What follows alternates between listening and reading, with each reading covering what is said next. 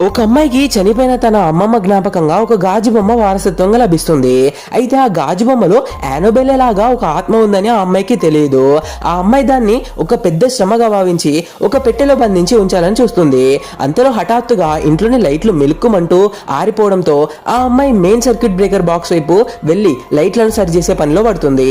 ఈ అవకాశాన్ని వాడుకొని ఆ గాజు బొమ్మ అక్కడి నుంచి పారిపోవడానికి ప్రయత్నిస్తుంది. శక్తిని పొందడానికి దానికి సూర్యరశ్మి అవసరం. ఆ బొమ్మ తన కాలి వెళ్ళపై శబ్దం రాకుండా మెల్లగా జారుకుంటూ పారిపోతూ ఉండగా పొరపాటున ఒక డబ్బాను ఢీకొడుతుంది. దాంతో ఒక బల్బు మెట్లపై నుంచి కిందకు దొర్లి పెద్ద శబ్దం వస్తుంది. ఆ బొమ్మ తనలోని శక్తి వేగంగా క్షీణించిపోతుందని గ్రహించి ఎలాగైనా వెలుగు ఉన్న చోటుకి చేరాలని తాపత్రయపడుతుంది. మరోవైపు ఆ అమ్మాయి తిరిగి వచ్చి చూసేసరికి గాజు బొమ్మ ఉన్న చోట కనిపించదు. భయపడి ఇల్లంతా వెతుకుతూ ఉండగా మెట్లపై నుంచి కిందకు పారిపోతున్న బొమ్మ ఆమె కంటపడుతుంది. ఆ అమ్మాయి దాన్ని పట్టుకోవడానికి చేతిలోని టార్చ్ లైట్ ను కూడా కింద పడేసి వేగంగా పరిగెడుతుంది.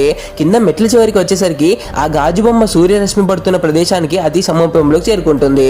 కానీ సరిగ్గా అదే సమయానికి దానిలోని చివరి శక్తి బొట్టు కూడా పూర్తిగా అయిపోతుంది. అది ముందుకు వంగుతుంది. దాని గుండె పగిలి ముక్కలైపోతుంది.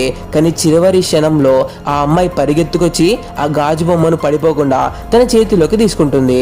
పగిలిపోయిన దాని ఎనర్జీ కోర్ ను చూసి క్షణం సేపు ఆలోచించిన అమ్మాయి తన సొంత గుండెను బయటకు తీస్తుంది.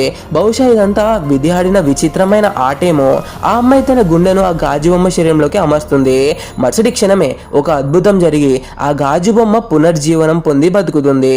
గాజు బొమ్మను ఆ అమ్మాయి మెట్లు పైకి తీసుకెళ్ళినప్పుడు మళ్ళీ ఆ చీకటి వేటని చూసి బొమ్మ భయపడి తప్పించుకోవడానికి ప్రయత్నిస్తుంది. కానీ ఆ అమ్మాయి నవ్వుతో భయపడకు అని ధైర్యం చెప్తుంది.